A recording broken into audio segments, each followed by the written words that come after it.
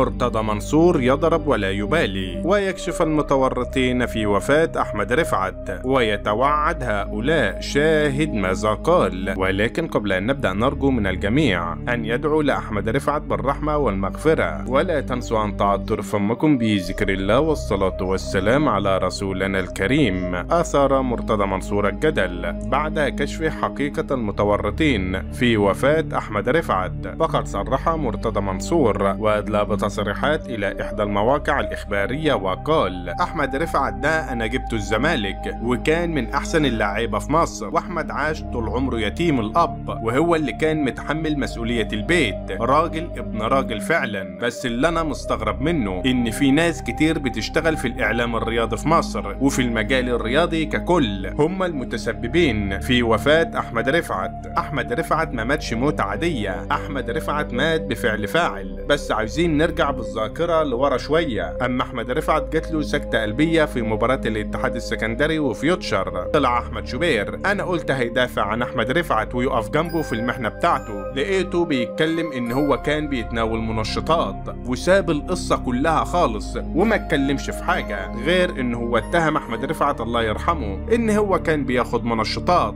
المصيبة إن شوبير كان نائب رئيس فيوتشر، والنائب أحمد دياب طبعا هو رئيس فيوتشر، وطبعا هو اللي شال الليلة، وشوبير هو اللي بعد عن الموضوع خالص. شوبير كان يعرف كل كبيرة وصغيرة عن أحمد رفعت. أحمد رفعت اما غاب 6 شهور انت كنت فين يا شبير؟ وانت الوحيد اللي كنت تعرف مكانه وكل حاجة عنه، ما اتكلمتش ليه؟ جاي تتكلم وتقول دلوقتي وتواسي الجميع. انت متورط يا شوبير في المصيبة ديت. وتلاقيت ميدو طالع لي عريان وملط النهارده وواقف جنب احمد رفعت الله يرحمه ويقول احمد رفعت ده كان لاعب راجل والمنظومة الرياضية كلها مليانة فساد. انت يا ميدو اول واحد اتسببت في وفاة احمد رفعت، انت اتهمته ان هو بياخد منشطات في البرنامج بتاعك.